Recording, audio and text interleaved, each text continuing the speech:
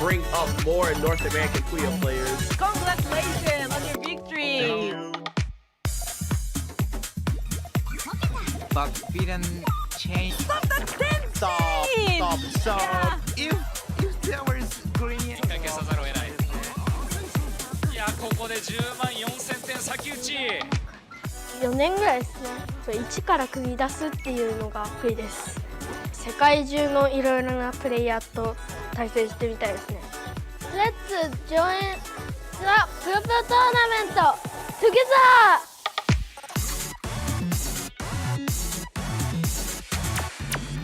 ぷよぷよバトルスタート。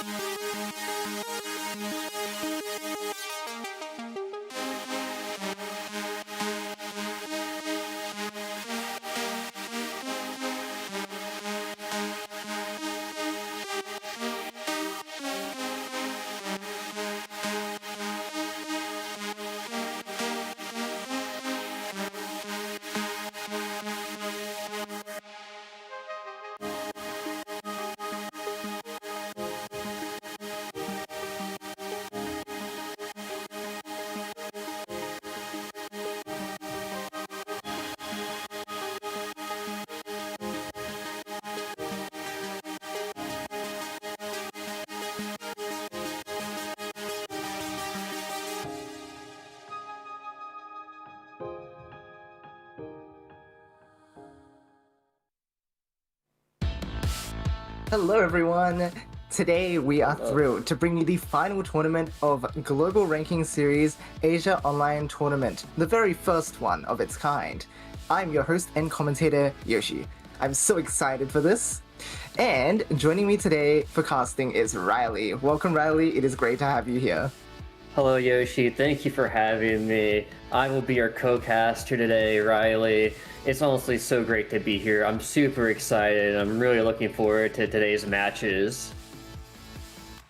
Amazing. So it'll be the two of us guiding you through the matches today, and we hope you enjoy the show. Before we jump in, do you have any expectations for today's tournament? What you're expecting to see from our players? I think we're going to see a lot of quick, aggressive gameplay, especially after SEGA's last PGRS final, where we saw players like Dan, Delta, Yuki all playing very fast and very aggressive. Most notably, Dan playing with a lot of power chains. So expect some players to have picked up that skill. How about you? Yeah. I'm really curious to see how much of the members who have been pretty active in our community and been watching these tournaments to see if they pick up on those habits. But I'm also curious to see about the players that we know a little less about, to see what kind of strategies they're going to be using. So there's going to be a good mix of players of different types for us to explore today. Absolutely, and I'm sure everyone will love to watch it. We're going to see some old school versus new school for sure. Yeah, absolutely. Now, with that being said, let's introduce today's tournament. Let's talk about what the Puyo Puyo Global Ranking Series Asia Online Tournament is all about. I'll just call this tournament AOT going forward. So, AOT is an official SEGA invitational designed to support and grow the Puyo Puyo community, especially over here in Asia. So, today we'll bring you the final tournament, which features the top 8 players who placed first in the group stage to advance. Next slide, please. Here we have the KOLs competing in AOT today. They also played in the group stage, and I actually had the chance to coach some of these players myself, so it'll be great to see if they managed to qualify for today. I hope so. And, by the way, the QR code on our screen links to the official Facebook page. They post things like Puyo Puyo esports tournaments and community events there, alongside some tournament highlight clips, so make sure that you're following over there using that QR code in the bottom right corner. Absolutely, especially if you want to play yourself. It's a good way to support the community and the game you love. Absolutely, yeah. The more participants we get, the more competition there can be, and the more we can hold these sorts of events. So, all of this isn't possible without you. So make sure you jump in if you can. Alright, so... slides please for the sponsor reads. Here we go.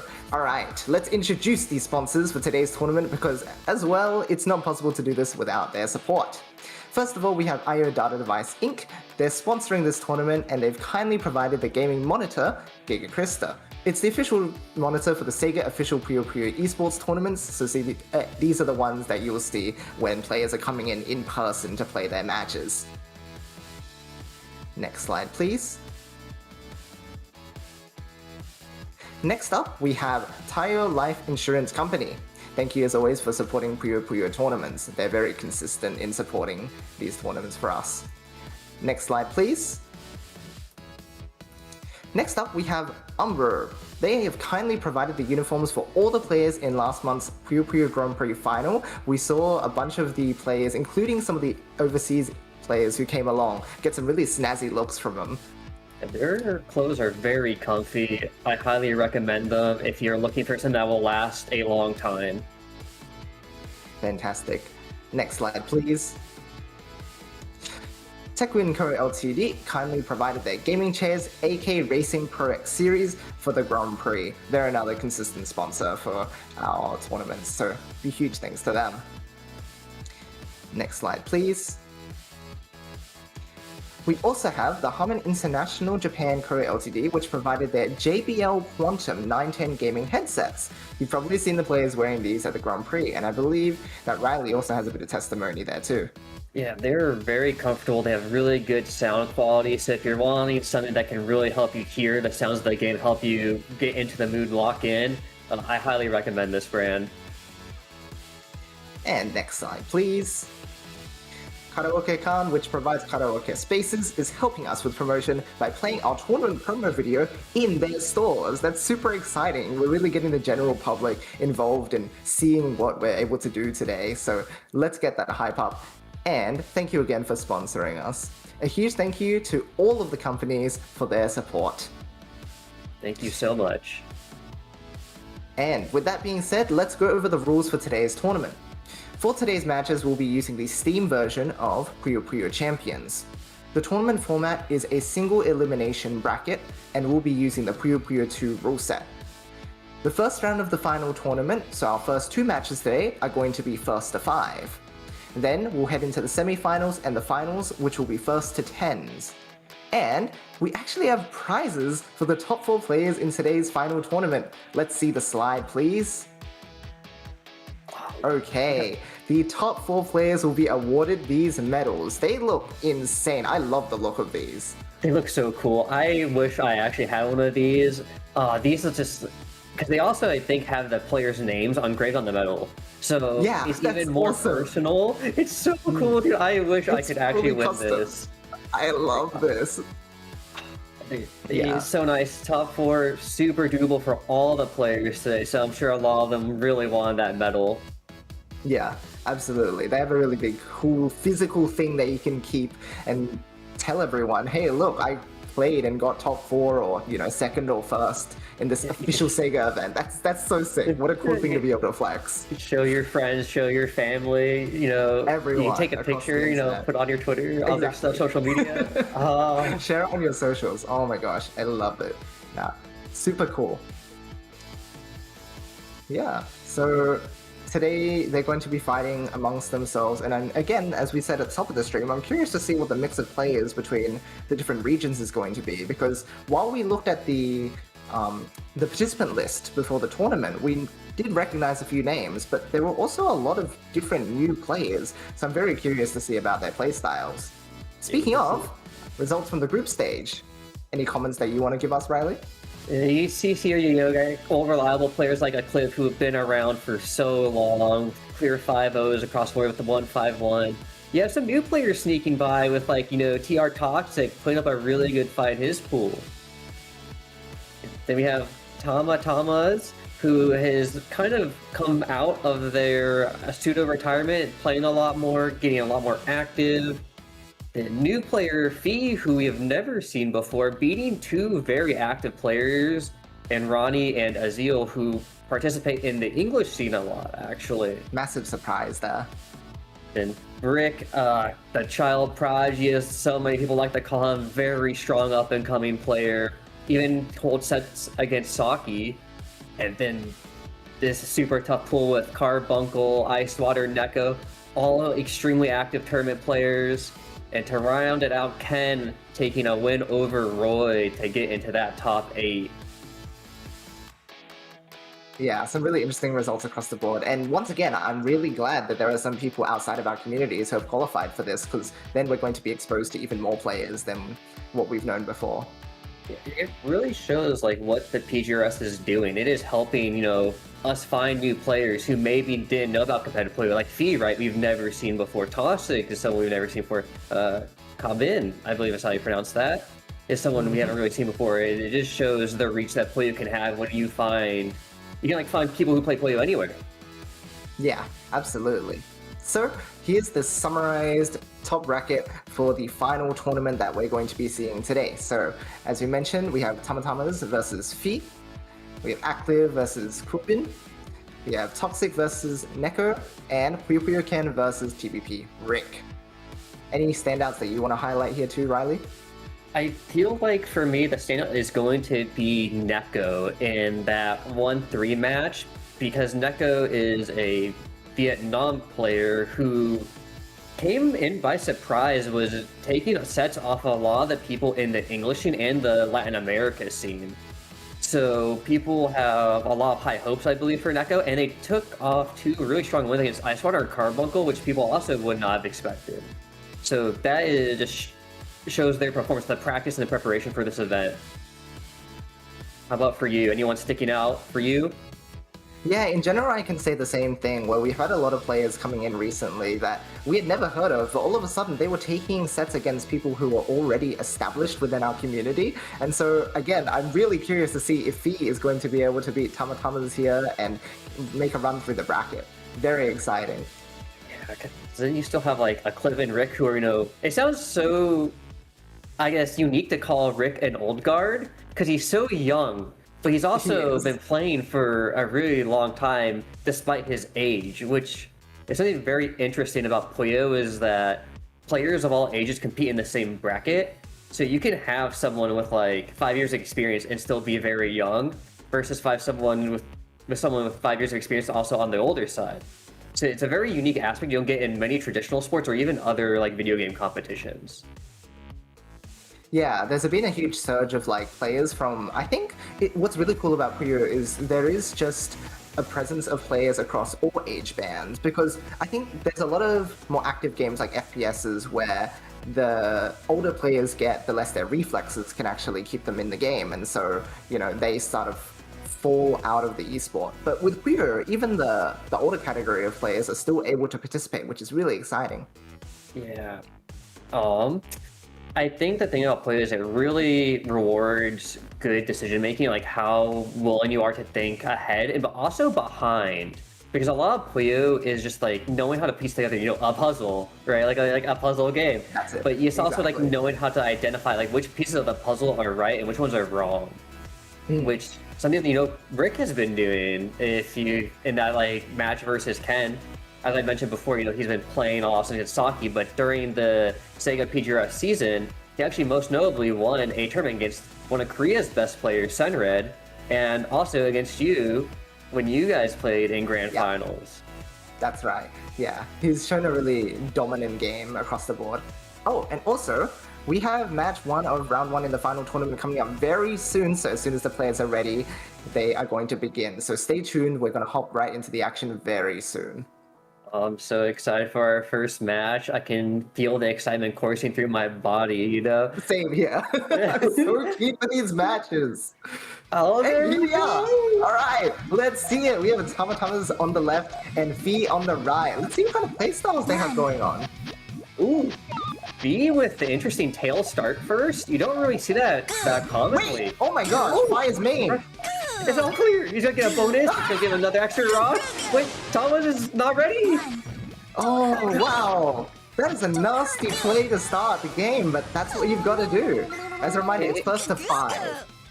Yep, and it's such a good check on your opponent too to see if they are paying attention, because Tama built for a very flat build, so it's gonna take a little bit longer for him to get to his full chain.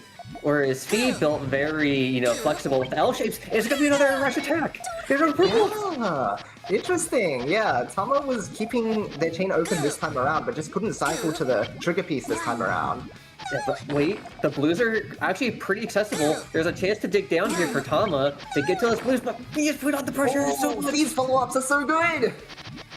It is just enough to cover every time, and Tama is gonna have to think about the game plan. The flat stacks are causing a little bit of trouble because flat stacks, while they are very efficient and they can get you a lot of links on top of your GTR transition, they're also very susceptible to being buried with trash because, they're so flat, you don't really get a slope to dig through on. Very much true. And Fee is just like running away with it right now, going rush attack, and still being able to win the game off of just that. So we'll see if that continues to be a trend, although it looks like he's taking his time this time around. Yeah, but look at Tama. They adapted to what we were talking about, right? No flat stack. They're gonna build it high, so Fee can't just keep burying them. But oh no, the yellows are in the way. Oh! And Fee gets his chain off just on time. Tama just needs to rebuild to beat this. And this is such a good efficient main chain. It's gonna be a 11! That's so impressive! And he is showing that they can play aggressive and they can chain efficiently. That is a dangerous combination. That is an amazing skill set to have, because a lot of the time players tend to lean on one side or the other, but it seems that Fee is not compromising on main chain ability even though he was rushing. Incredible. Yeah, it's tough for Tama's right now because I feel like their chain is efficient, but they're gonna get to the yellow! Oh, they made it! Get to the yellow in time! Oh, the green's gonna cut, but I think it's still enough to survive. Nice! And Tama now finally has advantage for once. Yeah, it's not the worst for Fee that trash on his right side of the board can't get digged down on. It does go quick to respawn, but still almost a rock. Yeah, that's gonna be tough to get out of now. That garbage has just really filled up that field. Oh, Tama's gonna do very smart play, tank the damage, so that way he can send more damage on his next attack. Oh, he's gonna keep extending! Oh, this is gotta be dangerous because they're giving so much time to Fee now to build back up their board. Yeah, now it looks like Tama's the one who's in a tough position. Let's see if they can follow up and actually solidify the kill on Fee. Yeah, they're getting pretty close.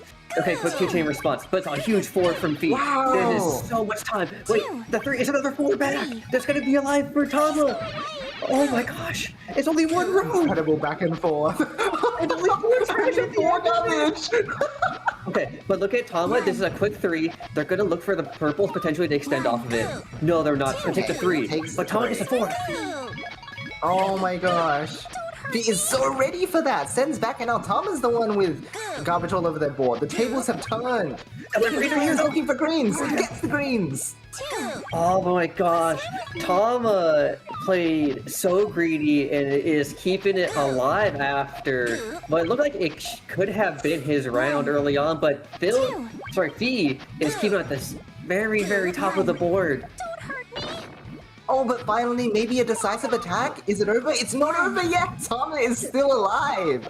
You never give up, and not until that X is covered, and Tama says no matter what happens, we keep trying, you gotta respect it. Oh, and that's the final blow. Wow, what an incredible back and forth. Even though the score is 0-4, I think the game is much closer than what the score is saying.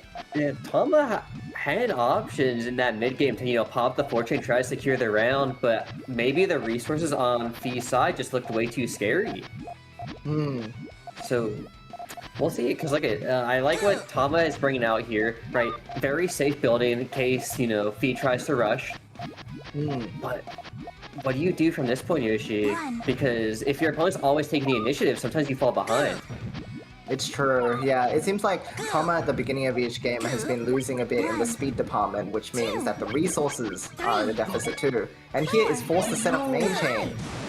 Oh, the entire tail imploded, but it's still a 6-chain. But it looks like it's gonna be... Wait, no! The reds aren't gonna link! Is it gonna be enough? Oh, wow! VJ manages to get 2 extra links on the back! I thought the reds weren't gonna link and that was gonna end early. But wait, Tama stays alive! Tama's fighting? Oh my god. But that follow-up from V! I am flabbergasted. V just came out swinging and with a clean 5-0 victory for V. That's insane! Gonzalo? Wow. That was intense. That was... What a way to start this tournament with, there were signs of life for Tama, but Fee just knew how to keep the momentum going and set the pace of the match.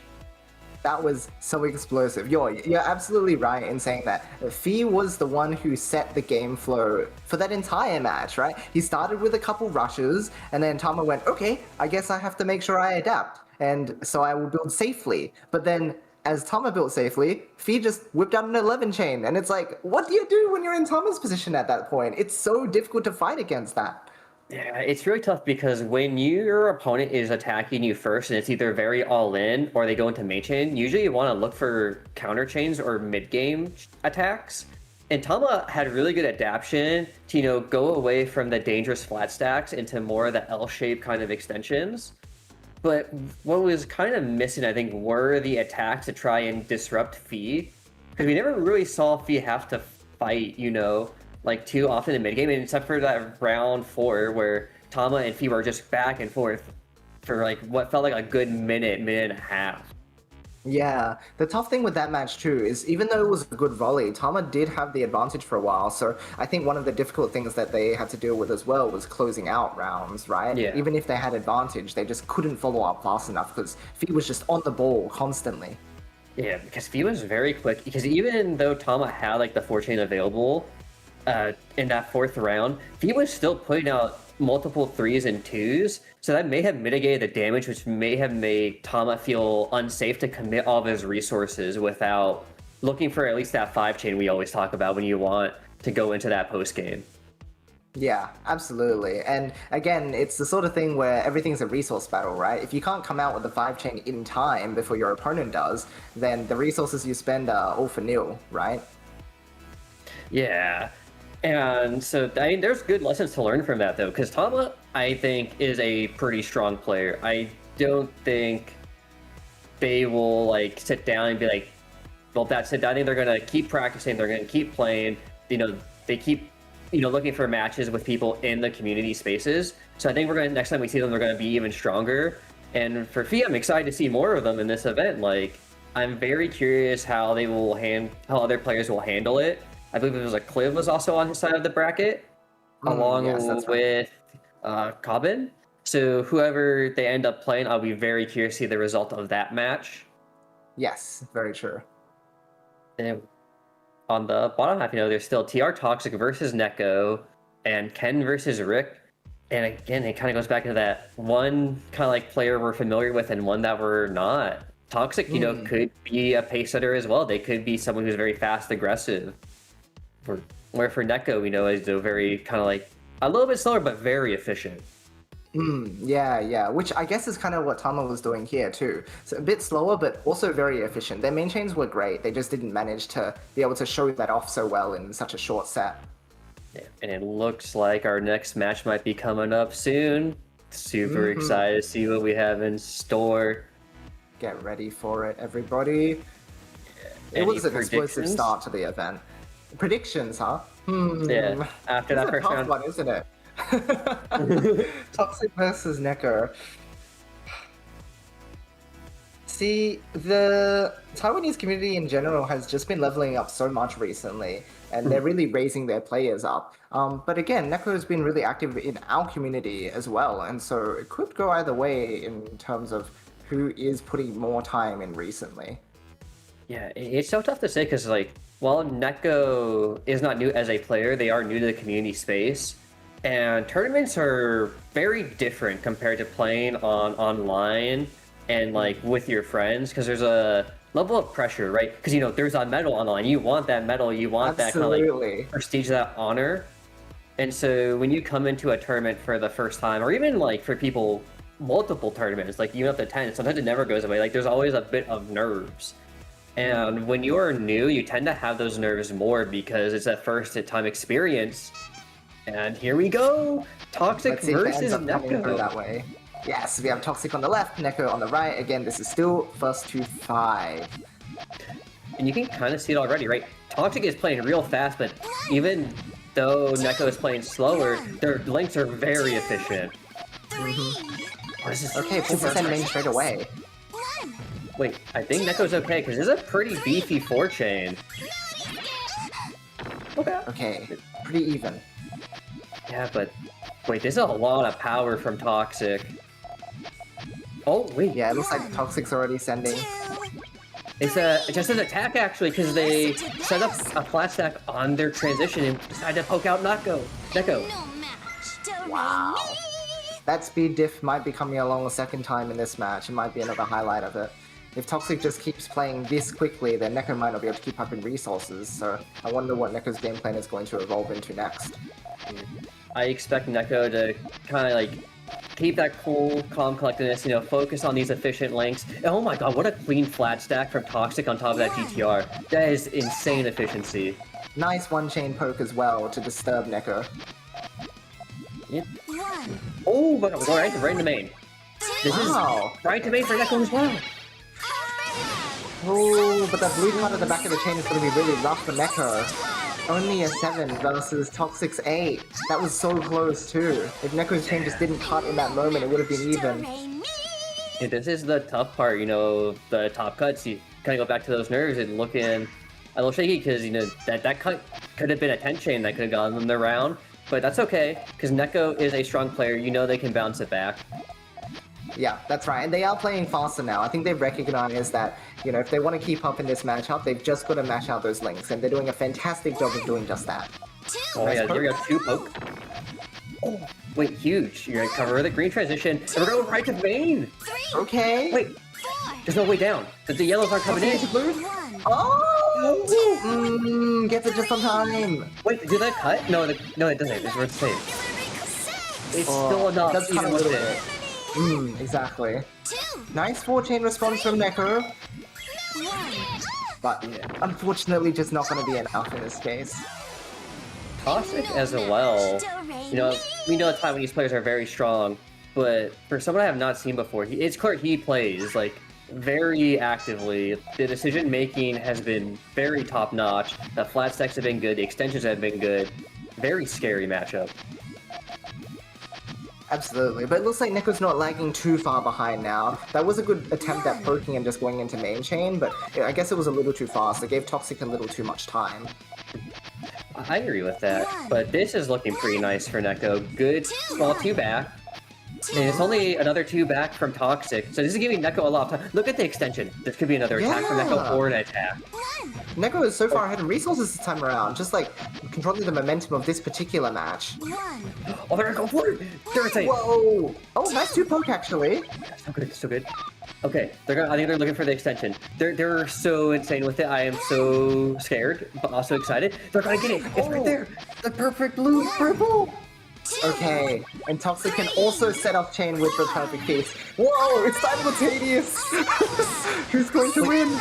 It's so close. Neko's running out of research, but they still got the red-purple lane, and that's a huge power on the 10 for Toxic! 11 versus 11! The Toxic is just so strong at the back. There was so much group bonus on that 10 link, it added like an extra 20k damage. That is crazy! Such a massive group to end the chain. Neko just looked like they had the resource that time. Like, it looked like they had gotten a pretty sizable advantage with some of the 2 pokes and clearing, but that's the power of group bonus that you'll see from a lot of players nowadays picking up that skill to make those chains bulky, because if you can't make the lengths, if you get a lot of group bonus, it's almost the same thing. Exactly. Oh, Toxic with a follow-up after getting that first berry, but Neko is digging down really nicely here. Toxic is now limited on time to try and beat out Neko's chain. And Toxic lost a lot of resources for that, so it's gonna be really hard. Oh, it's gonna be close. Okay. Goes for main, but let's see if it's going to end up being enough against Neko's really efficient chaining once again. Oh, there's a missing blue, unfortunately. But Neko getting a point on the board, saying it's not over until it's over. That's it. We could see a reversal happen right now if Neko could just keep it together. But it's a lot of pressure, like you were saying, Riley, in a tournament setting. Yeah, but I think there's also more pressure when you know you're about to win a set, so I think you can never really count someone out, and Neko's just gonna go for it! Okay! Nice burying of resources on Toxic's end. Yeah, it's actually so hard to come back from because those yellows, which are the key point of Toxic's trigger in the column 1 through 3, are super buried. That is 3 to 4 rows of trash. Like, oh, but he's doing a good job of getting down. Yes, but look at this. Could be a very quick follow-up from Neko if Neko wants it. And it is! There's no blue for Toxic! Oh, 4-chain from both sides, and Toxic is now down to his resources. Yeah, this is so scary for Neko. They had the advantage. They're gonna go for another big attack. It's another 3. But Toxic is ready. Wow, look at those extensions and that huge group bonus again on the 5th link. Yeah, Toxic just played so well around that garbage. For a lot of players, 4 rows like that is really hard to deal with. But Toxic, congrats on the 5-1 victory. Showed that no matter how much trash you put on his board, he's always ready to dig down.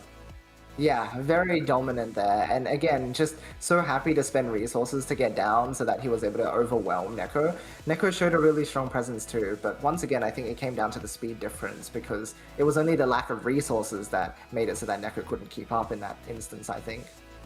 Yeah, it was tough because I feel like I think the thing I'll take away as the biggest point for me that match was Toxic's build orders felt much more flexible compared to Neko's.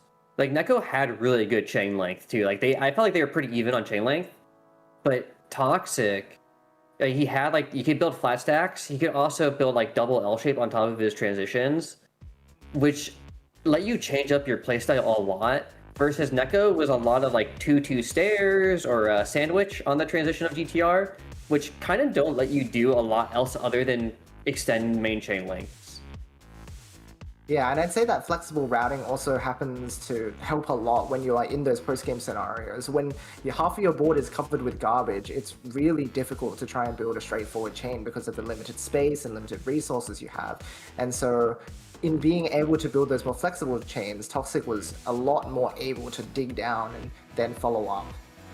Yeah, and one of the things people don't talk about was like when you build like, let's say one flat row on top of GTR, nice 3 colors, if you build 2 L shapes on top of it, or even just one, suddenly your main chain can become 2 double attack, or Hellfire in English.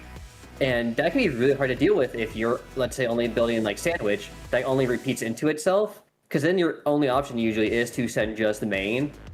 And unless you've got a lot of speed, it can be very scary. Because we know players can build purely Sandwich and get really far. We've seen it in Japan, we've seen it outside of Japan, so it is possible. Yeah, and the thing is, we did also see Neko being a little bit better at adapting to situations with 2 chaining, but in the end, Toxic's more flexible chaining allowed for bigger responses. Yeah, and looks like we got our top 4. Fee versus Clive, Toxic versus TBP Rick. Indeed. This is looks like an exciting, pretty dominant wins across the board in that first round, hey? Yeah, and sometimes it's so hard to say because like it says 5-1, but we saw even in the Tama and Fee with the 5-0, like they were going back and forth in some of those rounds, and even for Toxic and Neko, we saw the adaptation on both sides to adjust to each other. So there's so much the numbers just can't tell you. So the players who made it to the top 8 are strong. It's just when you only get one chance in the top 8, right? Someone's gotta win, someone's gotta lose, but we still are happy to see them participate.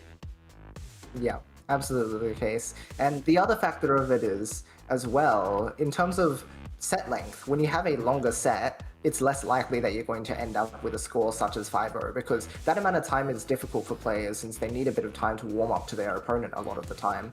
So from here on out, for semi-finals, we are going to be doing first to 10s, and so we're really going to be able to see all of our players' potentials in these matches. Yeah, so we'll see a lot more of that adaptation game. I'm very keen on that because I feel like first to 10s compared to like 5s or like even 15s are like comfy zone where like you get just enough time to adapt. And you also get enough time to like do crazier strats, but also adapt to them too because they're at most, 19 rounds. If you go to like a full match, that is a lot of match, right? That is a lot of juicy Puyo content. Yeah, absolutely. And I'm curious to see what a player like Fee is going to do in this situation. Because he's able to do so many different things, he can rush, he can send main chain, right? I'm curious to see if he's going to still change up his playstyle throughout the entire set, or if he's going to settle with one thing more so he can get more consistent wins. And we're about to see what it'll happen now. And it's going to be so interesting because Aklive is very used to playing against aggressive styles thanks to a certain player from the PGRS, DDR Dan. So he will have some experience in this where he got actually some of that efficiency experiences with Tama. Oh, he's the aggressive one this time. Aklive finds the 2-chain to start. Yeah, it seems like Clive decided to pick up some new tricks for himself as well. This is a pretty tough situation for Fee. Look at this huge power 4 from a Clive, and bot 3 is really good from Fee. It's not going to be enough. I won. Interesting. Wow. So what we're seeing here is Aklive is deciding to take the momentum of the match instead so that Fee doesn't have the opportunity to. And I think something you gotta do against players like Fee who really like to play that aggressive style is if you can out-aggress them, then they don't really get to do what they shine at, right? They don't get to show what they are really good at. And that can make it very difficult and almost like frustrating to play against sometimes. You're just like, man, I'm so ready, but I just can't get these attacks off. It's a good response from Fee though. Ooh, nice send back, but Aklive had another follow-up after that. He's now just sending main chain, it looks like. Yeah, Fee did not want to risk extending on that green-red, but it looks like Aklive is ready with a huge 7. Wow, that is extremely dominant. Nice follow-up chain from Fee, but it's not going to be enough. Yeah, and we're seeing the back and forth now. Aklive, showing what efficiency and speed can do for you, all that time he has spent grinding year after year, and event after event really shine through right now. Yeah, like we mentioned before, really player experience is what allows players to dominate in this field, and Aklive has been a long-standing member of the community who's played in so many different tournaments, and so this experience is so familiar to him. Yeah, it's like studying, right? Or like playing in a sport, right? The more reps you get, the stronger you'll be, the more you can adapt to. And B, though they have quite a bit of skill, it's just so tough when you have to fight someone with a lot of experience, because they've been through it all. They've been through the ringer. Yeah, that's right. It's really difficult to try and devise a strategy that'll get around to everything that Aklive has seen up to this point. And currently it looks like there's a bit of struggle here. But I think they still have the potential to take some rounds off to start with. Yeah, and there is some adaptation right here, right? Switching their key form to the right side, which allows them to take more trash because they'll have 3 rows to work with. So there's options on the table, but Aklive with a really nice, you know, kind of like sandwich there with the purples with 2 L shapes in between. Such a clean, solid chain to start with, but Fee is trying to poke and poke. Yeah, that ghost row maneuver from Aklive to get that yellow up there for the defense is insane. But it's full chain from Fee? Does Aklive have enough time? I don't know. There's kind of a lot he needs to work on, but I think he doesn't have enough time. Wait, what? There you go. 1 to 3. I like it though, because Aklive, you know, he was trying to camp at the top. He didn't want to send main. And he said, you know what? I'm not gonna let you do that. I'm sending main. And then Aklive didn't have enough time to clear out everything. That was fantastic play from Fee, definitely. Taking advantage of the fact that Aklive seemed to be so willing to play that mid game that it actually drove him away from making that main chain work in time. And that's like the difficult part about mid game is knowing how much resource you should spend versus save. Because if you don't use it right, you don't get that damage. You don't get, you know, that Puyo garbage output. But if you use too much, then you may fall behind. Nice scuffle at the top from both players, but it looks like Aklive had just too many resources available. And this is something that he's also picked up over time, that he knows how to use the different sections of his chain and break them down in order to keep making follow-ups. So even though Fee created so many follow-ups out of nothing, Aklive just had them available at a moment's notice and was able to use them in order to gain advantage there. Yeah, and the build order from Aklive has been so good. No, it's like on the GTRs against like aggressive players right now. He's only built one flat, you know, that one row of reds, but then the greens and yellows and purples afterwards have always kind of been more L-shaped, so he can stay flexible on what damage he's going to be taking. But he is trying to poke so much. It looks like Aklive was the one that caught Fee poking too much, and he was just like, okay, let's just send main myself. Yeah! Oh my gosh, he's actually gonna go to the yellows too? 13! It is a 13! How dominant! And he once again hitting that amazing 11 chain, but against someone who's sending you a 13, there's no chance to cancel that garbage. Yeah, and this is why we say sometimes the numbers don't tell you the full story. Because, you know, 5-1 as some of our earlier rounds, but B has been keeping it competitive, right? Those have been 11 chains, they've been pokes, there's been attacks, there's been full chains. He's trying everything he can to stop Aklive. Oh, he's looking for the all clear, he wants it. Yeah, so much hesitation there, but now Aklive is so ahead in resources. This is going to be a really tough match. Yeah, and that's the danger part of those mid-game all clears, right? They are a huge time commitment. But wait, he's just going right into full. Wow! These links, the back of his chain is so cool. Look at that. Wait, that actually might be enough. I don't know if Aklive has enough, actually. The 5 double is not enough. Yeah, because they're same color red, so there's no giant color bonus. Where Fee had the purple-red color bonus on top of the power. And this is where Fee wants to be. He wants to be on these quick pokes. Follows up with a 3 chain, but it isn't a 5 chain. So wait, huh? Wait, no, wait, the blues. Okay. He wants to reverse it. You see, like, the red into greens, and then it goes back down around again.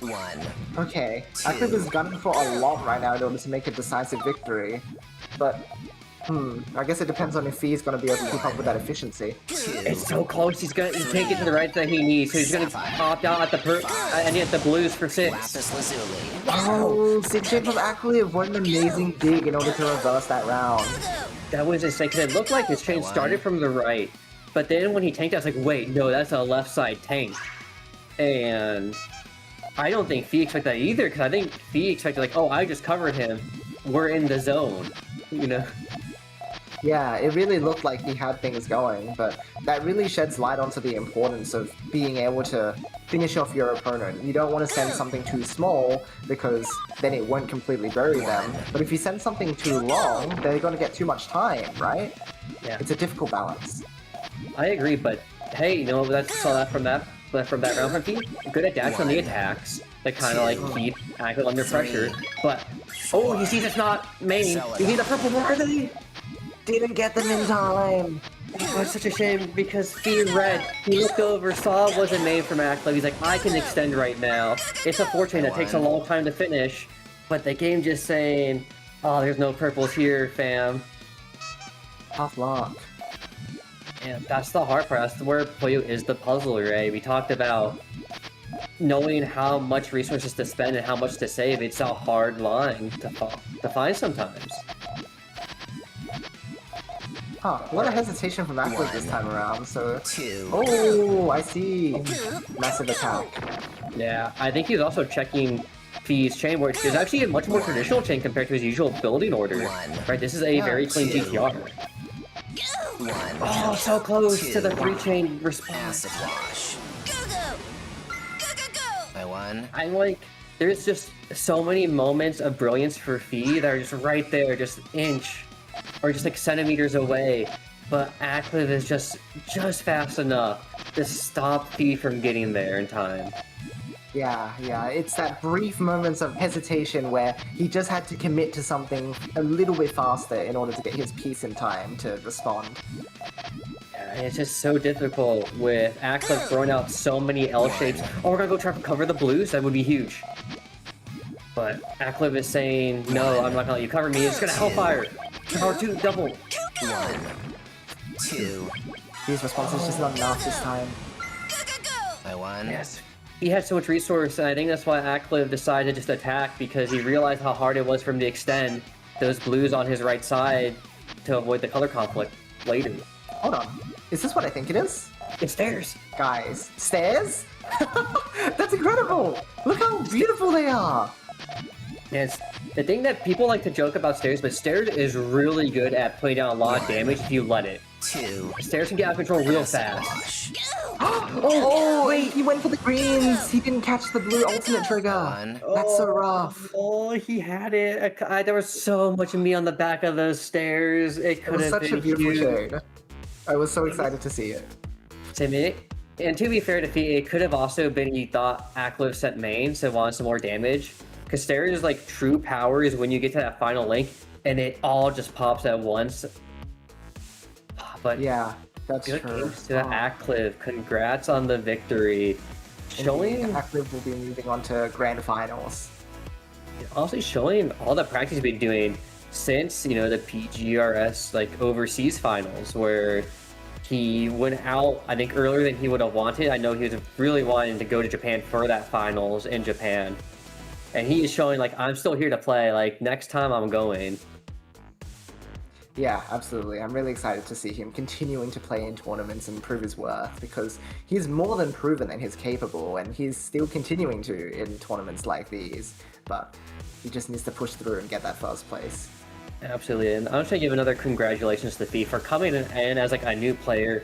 And to not only get out of groups, you make top 4, and you get a medal. You get a medal! He still made it far enough to get a medal. Like, that's so sick. Like, not many people can say I entered my first tournament and got a medal. It's so rare across any game. So the fact that you can say, hey, I won a medal is huge. Like, so many players can say that. So just huge props to Fee. Yeah, a lot to be proud of there. I was also really impressed by Fee's ability to use those like non-standard builds. It looked like a lot of the time he wasn't using standard forms. And by the end we saw a little bit of GTR and we saw the stairs, but before that it was very freestyle. So that was awesome to see, you know, something a little different from our players.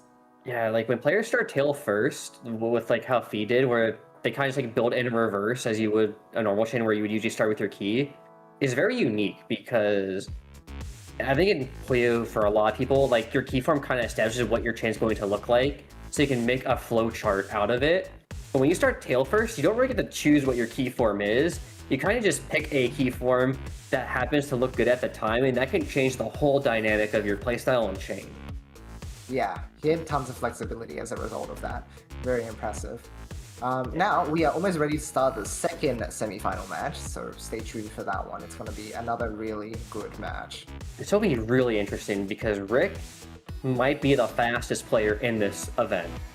He is so scary. He is extremely fast ever since like we have seen him, because he had like, from what I heard back in the day, like a year ago, Rick was still like a new player, and then like 1 year later, he suddenly just was like number 2 in his region, and suddenly like Clive was like, actually, he's actually the best player in Taiwan right now. And I'm like, it's been 2 years. What happened? Like, where did this kid come from? You know? He's having growth spurts. Yeah, and he like, I was very fortunate to actually talk about some of his practice as he shows up right now, where he's played a lot with Saki to try and learn a lot of shapes and forms and how to be very efficient. So we'll see if that shows up here. Yeah, so on the left we have TR Toxic, on the right we have TPP Rick, a showdown from players from Taiwan. Yeah, Rick is a very young player, but very strong, and you can see the form efficiency right now. Like, look how well he builds around the same colors for Rick's board around the yellow blues. That is so clean. Yeah, just that alternating between yellow and blue and just making links out of that. So impressive. Oh, Toxic's so smart. He knew there was an attack coming, so he didn't want to opt for main. But Rick saw it and says, "Oh, I'm sorry, buddy, but I'm gonna have to fight you." It's a huge 2! Wow, that is so powerful.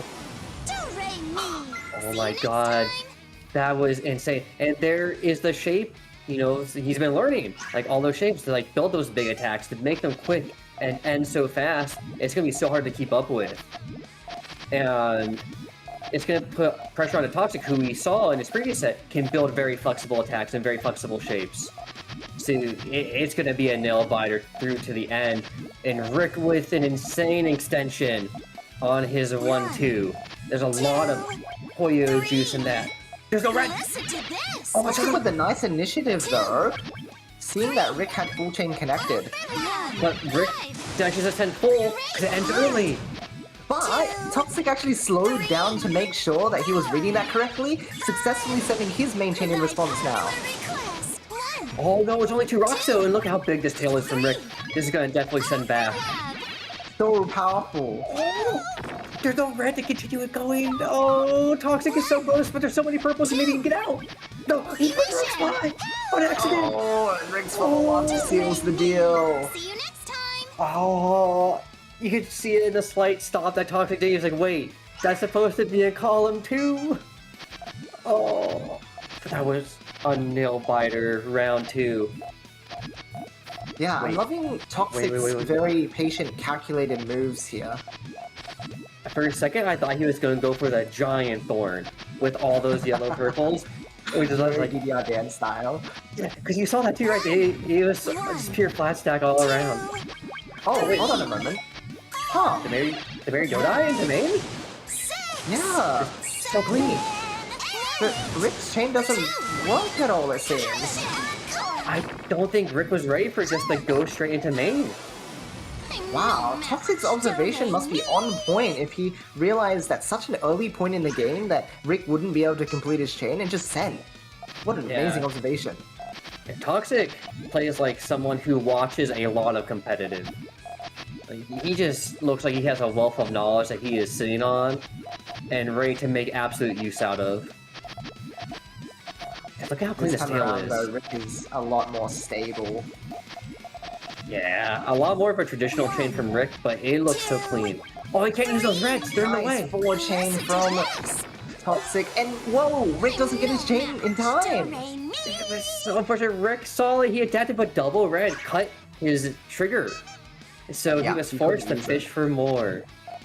Tough. That's like, I feel like it's the hard part when you have like same color transitions like that, where they're so close together, only separated by one link. It's so easy for a double of that same color just be like in the way a little bit. Oh, he's straight. This But wait, time looks got the strong. Oh, it's them out of like the danger zone. They can get a good dig, but Rick's gonna try and follow up again with another big 3. okay. Oh, you Nice 2 double from Toxic. Mitigates a lot of garbage. Yeah, but Rick again following up with another 2 into 3. Oh, double blue for Toxic to get full chain off. Oh, but Rick's chain actually exploded to a 5. So Oh, look at actually the greens and purples. Wow, Toxic's chaining so efficient even with the garbage in the way. Toxic's insane. Like, I'm so impressed with how he is playing. The attacks have been good. The digs have been insane, honestly. Like, he looked in such a scary position. And he's like, no, I got this. Don't worry. Commentator, I got it. Absolutely fearless. I feel like some players can just hear the commentary sometimes. They're like, oh, this is a dangerous spot. This commentator, and they're like, you really think that? It's Prove you wrong. Yeah. Oh, see, look at that Unfortunate for both sides. Oh, that's not a lot of damage, too, so this is super easy to work around for Toxic. But Rick's following up immediately. Yeah, good follow, but look at all this time he has to extend now. This could be really good for Rick. Yeah, Toxic was forced into main chain by Rick's attack, and so now Rick has had plenty of time to outextend. Yeah, and Rick making good use on the extra greens he had. Not even gonna try and power them. He's like, wait, they're better on the extension. Strong 10 for 49, and unfortunately not enough time for Toxic to get his secondary chain off. Tied back up at 3-3, and because it's first to 10, it isn't so close to the end. We are just getting started. And we saw, like, you know, players were trying to build those big leads early, so when their opponent adapted, they knew that cushion of those extra rounds to work with. But no cushion for either player this time around. It is That's right. kind of like down to the bone, you know, we're into the meat of it now. I have to fight for every single point. Wow, look at that! Nice triple on the third link from Toxic. Yeah, but the group punches on that Strong 4 from 4. Rick. Wow! Oh, he's going! Dude, that was insane from both sides. Like, the color bonus from Toxic was 3 different colors. You don't really get to see that too often. But Rick on the reversible, kind of like half diving tail on his attack. But that was like a group of almost 10 yellows, which sent so Yeah, much there were trash. so many. Such a powerful link.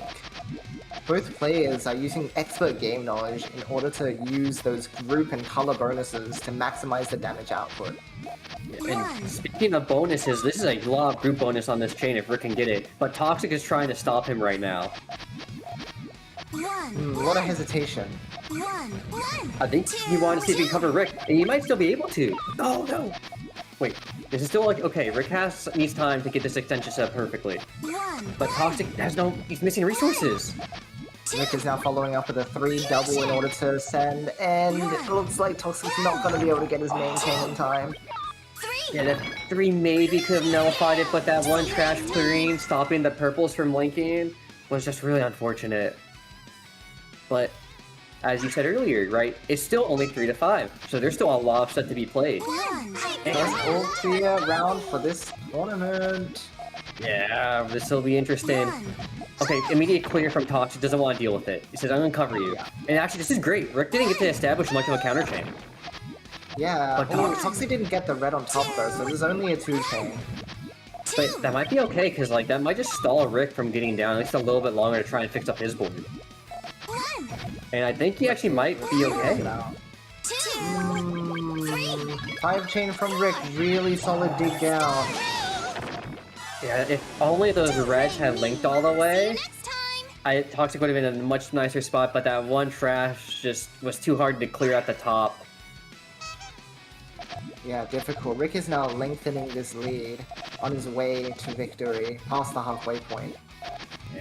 And even though these sets have been so close, Rick is just showing that experience he has from playing in the PGRS, playing with some of the Japanese pro players, you know, taking those experiences to help just eke out those victories. Oh, Wow, scared of the one row. that scared Toxic. And that just shows, you know, the intimidation factor Rick has been putting out. right? Just strong attack after strong attack, making it really difficult. Why He's is going he for the doing chain that? extension. What is he doing? He is insane. What a style play. That was the greediest thing I've ever seen in my life, and I have to respect it. That is the... I am going... Because he saw the vision. He's like, wait, there's like a 16 chain in here. I want it. Yeah. And to be He fair, so wanted it. I mean, how often do you get to build 16 chain in a match, right? Sure. But wait, look at this tail from Rick and how the blues level up the yellows. That is so pretty. That is such a difficult chain to balance too. I just, you know, again, showing those skills. Oh, and it's a Hellfire too. Okay, there you go. Toxic with the tank this time. He's like, you know what? I'm not gonna be scared by one trash this time. I have time. And Yeah. now that Rick's chain is in a more difficult position, this is a great time for Toxic to send main. Absolutely. It is That yellow, is- blue, and red gets them. Oh, cycles my to the God. purple! He's insane! The purple's gonna cut a little bit early, but it's gonna be totally okay. I think he's still gonna keep alive. And look at his tail, man. Choose 9. The double and the 9 being super powerful, sending so much back. Toxic just not able to keep up with that. See you next time. The experience to know like just how much you can go for, right? Kind of saw another round where unfortunately he was topped out, but this time around he's like, I got it, I got this. And for Toxic, you know, there's a good adaptation, right? To wait on the 1 lot trash, and you wait for the 3 commit. So Rick commit a lot of resources, but the speed from Rick to just rebuild was so intense. Yeah, that's been a common theme here. Toxic has been playing super duper well, but Rick just seems to have infinite resources. Yeah. It makes you wonder where he's getting it all, right? You're like, wait, how does he never run out? Honestly. Oh, there's no red for Toxic! That's so Oh, Wait, doesn't get away down. I did like that sick ghost rotation from Toxic to, you know, cycle pieces. You just realized that the 3 wasn't gonna take, it's gonna take way too long for him to get down by the time Rick's chain would have been done. Yeah, the lack of reds there was really rough. He just had no opportunity to get down, but I suppose that's Rick's idea, right? If you get ahead of the ball and give them no chance to get out, what can you do? Yeah, and I really like that Toxic is trying to change up his keyforms to see if he can find some different options on the board, right? Like, this is, kind of almost like long GTR, but a little funky. But this should... Oh, it's gonna go right into main, okay. But Ooh, is it that's enough? once again. Yeah, but there's a pretty big group bonus on that 7. That might be a little bit extra power that he needs. Gets the green. In fact, gets a +1 on the chain. Yeah, but wait, will these yellows get in the way? No, they're good. They're okay. They're okay. But the tail's gone? A little bit, but the group bonus is gonna be just enough. Oh, and Toxic puts the red yellow into column 4 out into the 3, which costs him the round. That's so Match painful. point for Rick. And you can't fault Toxic for that because he is trying to play at Rick's speed, which is really difficult. So the fact that he is trying, I think, speaks volumes because he's still keeping his chains very clean and very effective. But when you have to play at a speed that you're not really used to, it opens up the room to misdrop a lot more. What a huge commit from Rick right now, though, sending the entire back of his chain. But does that mean Toxic's chain is gonna be enough? This is a pretty big 7. It's Oh my goodness. What? I can't believe that was so close. But there might not be enough time now because there's Rick's fall chain is like just long enough and just short enough at the same time. That's insane. Rick goes and spends like not even the entirety of his chain, and Toxic has to respond with his whole chain, and it's not even enough. So Rick just has infinite resources, like we were saying. He's just like, oh, I can send more and more and more. It doesn't matter to me. Congrats to Rick for winning with the 7 chain attack into 3 chain main. Very impressive. It's true. Oh my god. geez. But you know, congrats to Toxic as well. For the first time I have seen them in a tournament. And again, kind of like similar to Fee, you know, super sick medal for first tournament. Pretty cool. Absolutely. And a really good performance to back that up in the first place. That was some really strong performance against... Again, people are saying that Rick is the new top player in Taiwan. So to have that contest against that player, that's awesome.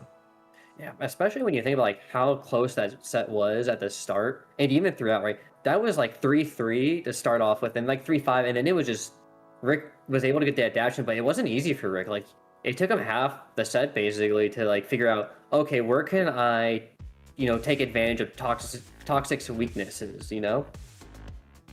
Yeah, definitely. It took a lot of time to build that momentum required to actually win the set. And honestly, I really impressed with how Rick played, especially because he brought out shapes in his ability that we did not see during the overseas final. And part of that, I think, goes back to what he was talking about for anyone who's like seen some of his stream matches or tournament matches, where he mentioned, I want to learn to use the shapes that like pro players like Saki and people near use to make my chain stronger, so I have more options in tournament. And the fact that he was willing to bring them out in tournament, it maybe had some dicey moments, but overall they worked.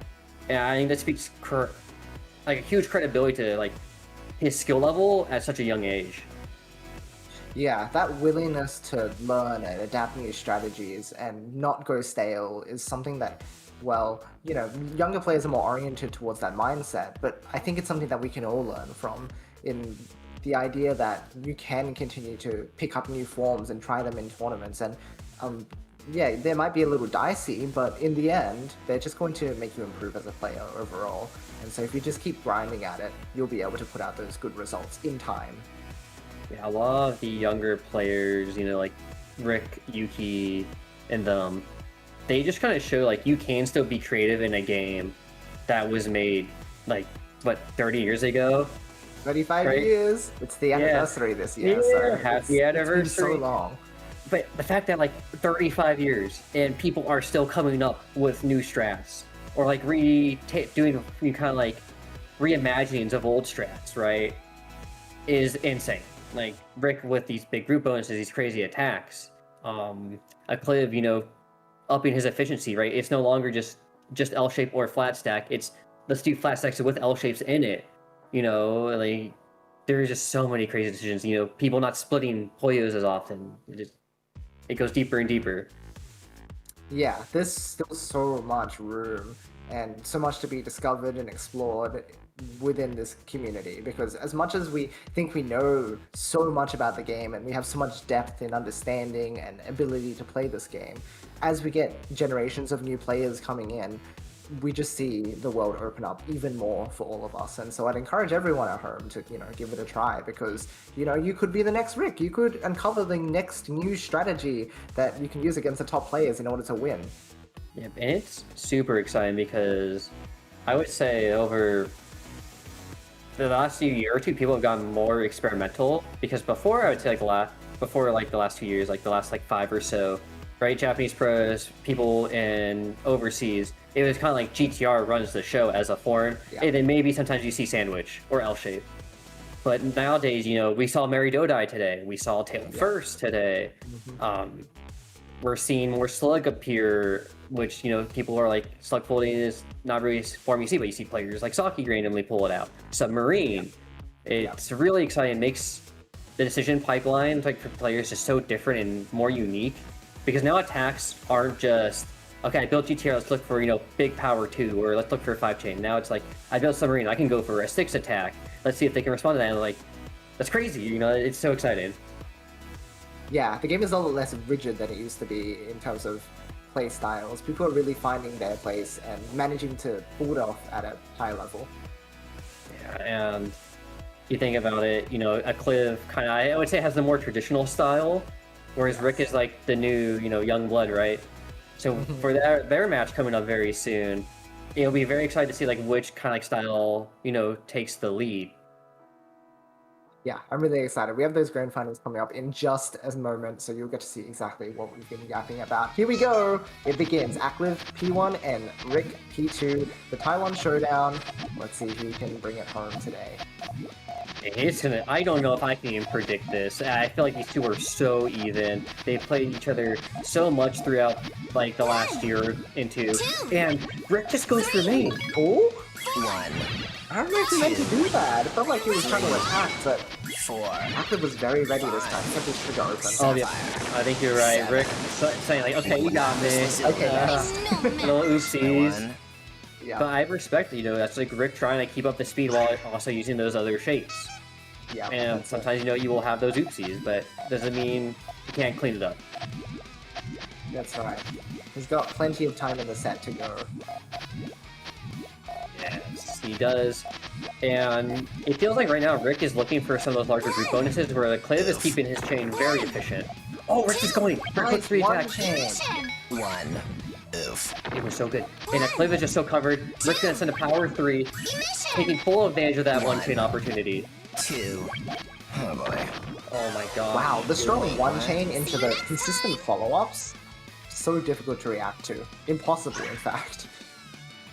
Gonna shout our good old caster Tom, who mentioned to a lot of players how strong one chains can be when you learn to use them. Because they're fast, they clear instantly, but when you have that soft drop bonus plus a good group, they can do so much damage when you're at the top. One. Ooh, Aklive now taking advantage of that one chaining.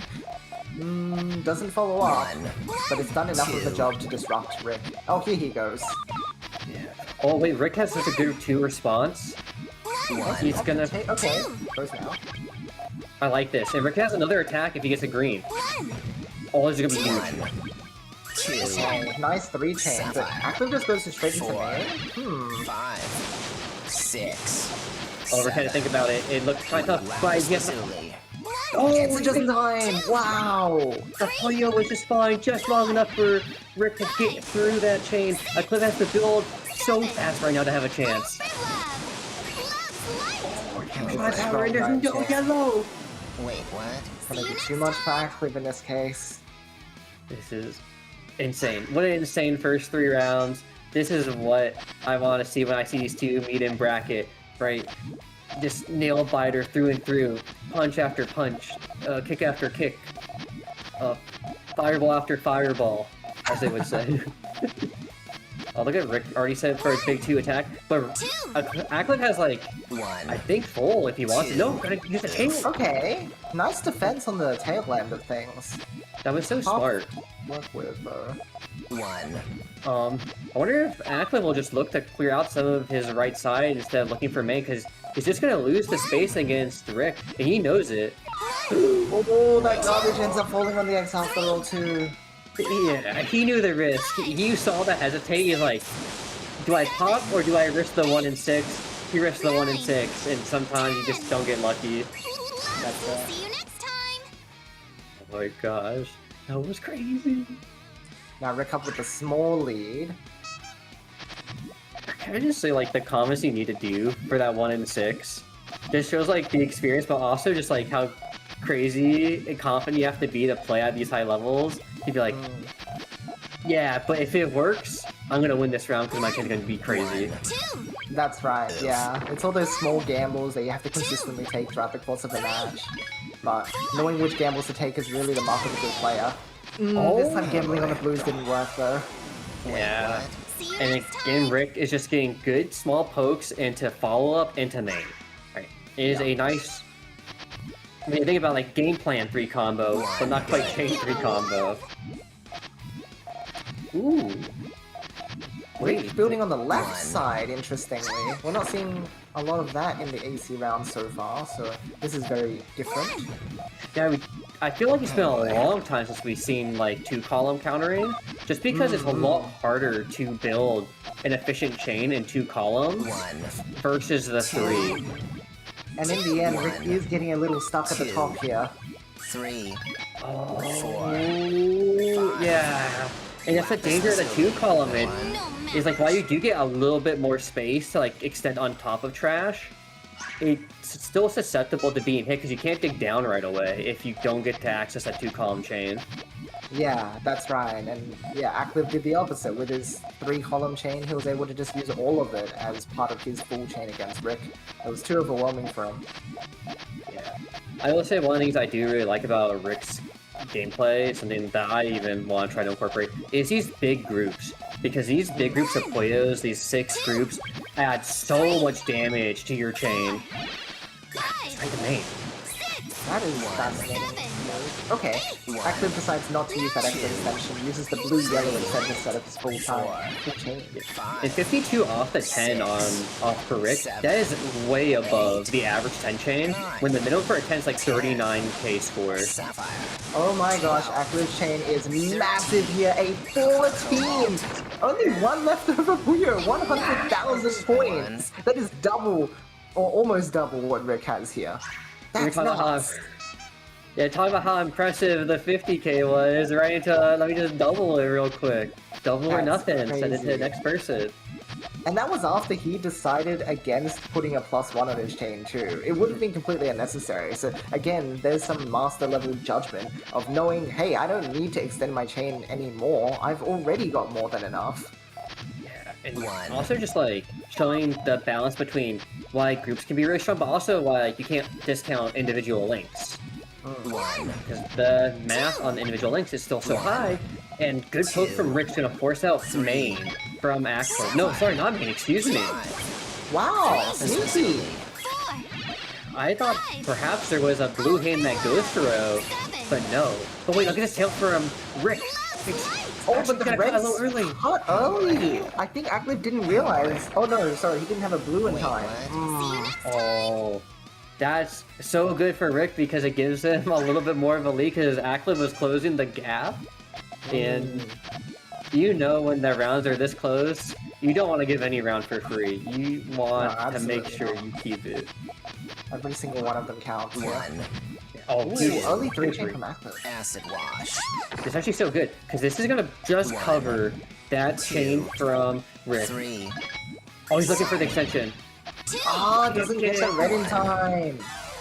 It's right there. It's always so painful when your piece is one Puyo away. Cause you're just like, please, just let me have the game. And Aklive is just closing that gap. Yeah, 4 to 5, still keeping it within a round. We're halfway through this set, like one more round and we're halfway through, potentially. But Rick actually gonna change up the forms. The sign the GTR is not it. So strange. It's kind of a submarine actually, because it's gonna go to yellows on the column in the row 1, then drop to red, then to green. Goes for full chain. He's confident in it. I think hoping that the power towards the back of the chain will just be way too much for Aklive to deal with.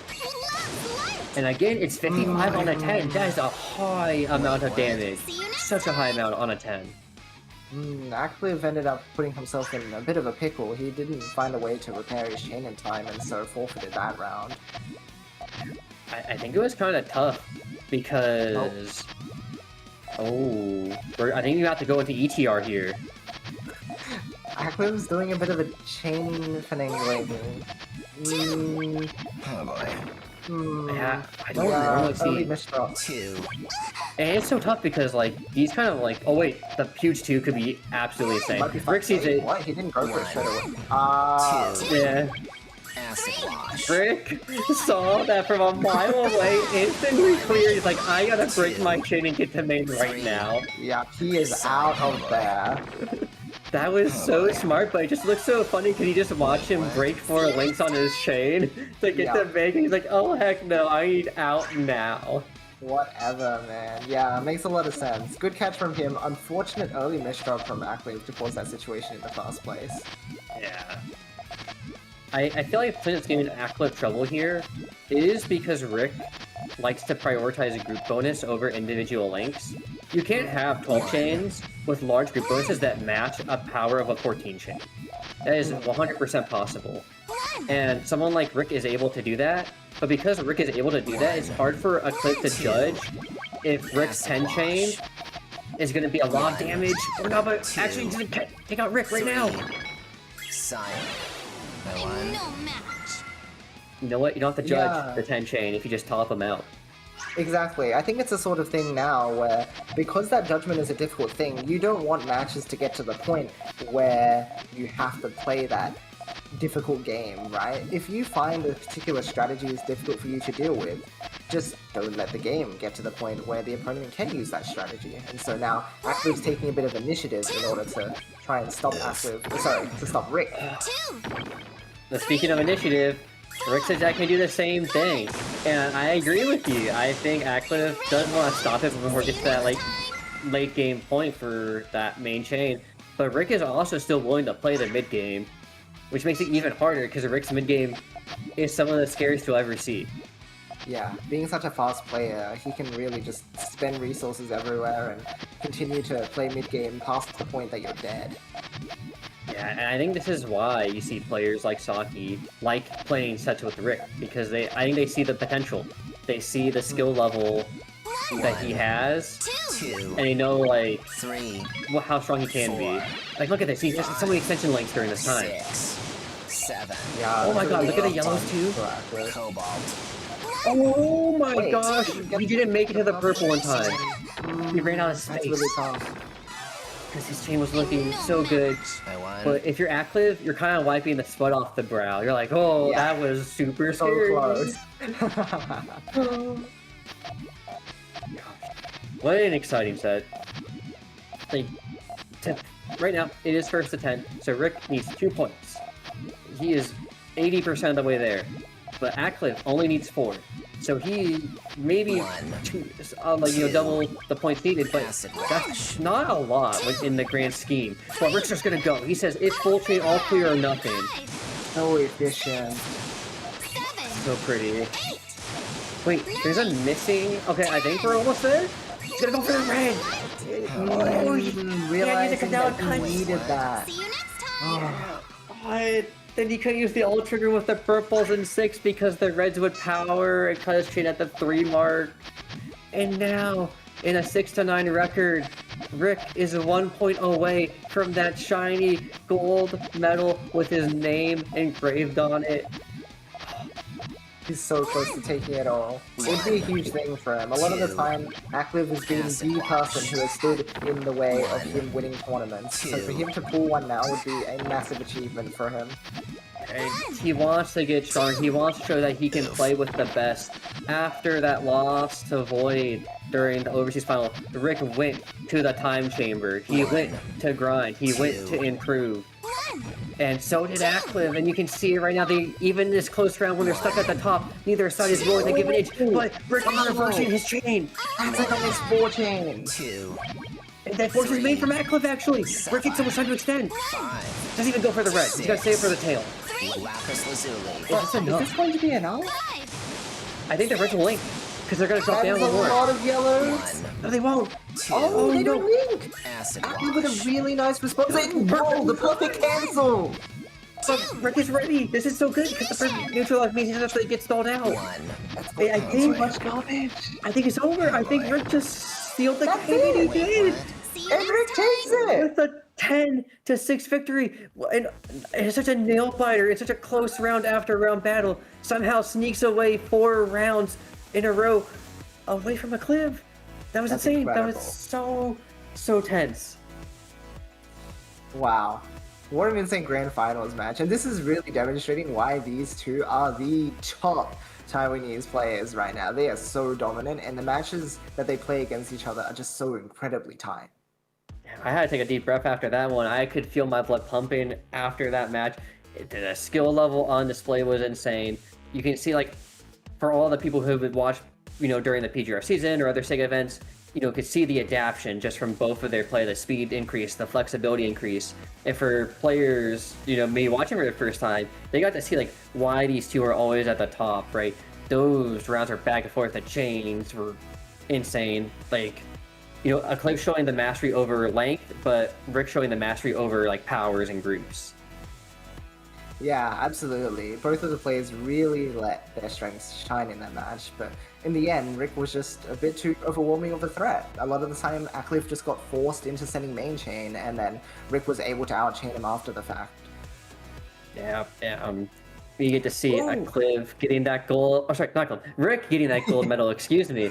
Aklive getting the 2nd place, and then Toxic and Fee getting that top 4 medal, each with their names engraved in it. It's congrats, man. That's so sick. Bragging rights and something physical to prove that you were there for that tournament. Medals are probably the greatest reward you can get for a tournament. Overpriced, in my opinion, personally speaking. as someone who's like kind of been on both the player side and now commentator, it's just nice because you can like hang it on your wall. You can you can just look at it. It's a good memorabilia of like all the stuff you did. Like when you're playing a sport, they give you like trophies for the season. It's like that. So I'm hoping in future SEGA events, like we see more medals or trophies or things like that. I just think it's the coolest thing ever, honestly. Yeah, I think you make a really good point about just being able to look at your achievements, right? Like you put them up on your wall, you wake up in the morning and go, yeah, I did that thing. That's awesome, right? And you get a little ego boost from it.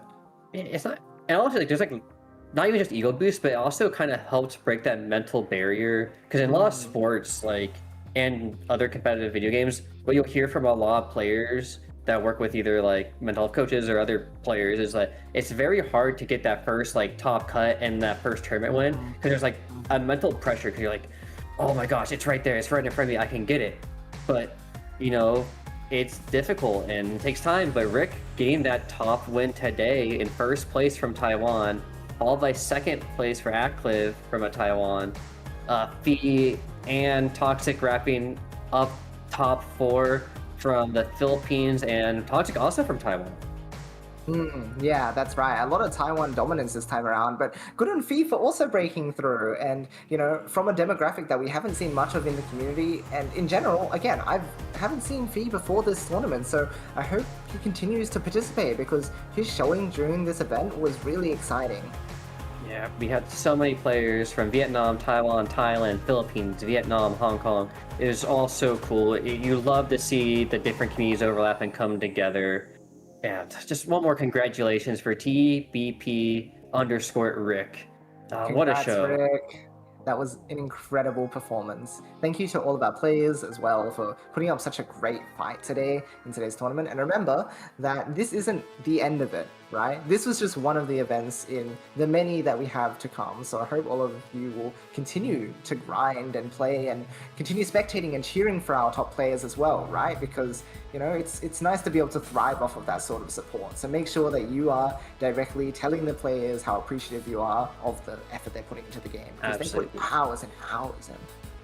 Yeah, and if you see on screen now, you should be able to see that QR code. If you want to see the next event coming up soon on that March 28th, you want to scan that QR code. You'll see announcements of events for other information. There it is. In 2 weeks' time, same place, same time, we'll be running the Asia Online Tournament number 2, where you will also be able to qualify in the same way and play on stream in front of everybody, which will be sick.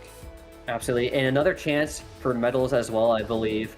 So if you want to get them, if you're going to get them this time and get another chance at them, super exciting, a lot of experience, and man, what a tournament. Yeah, I feel it's like been an incredible event. Yeah, I was just so happy to see like the different play styles come through. Like every match day, like someone brought something different to the table, and when they were similar, you could see the difference in decision making. I'm super excited to see Rick take something. It's really nice when you have the newer players start winning because you can kind of feel a change in the times. The waves are shifting.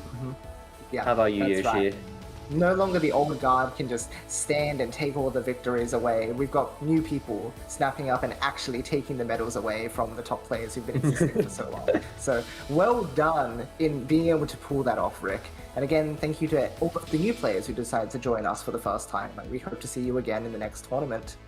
And to everyone watching the stream, I hope you enjoyed the show as well. Thanks again to our players for the amazing battles, and as Riley mentioned, make sure to scan the QR code so that you can follow the Facebook page for more event announcements, clips, and all the like.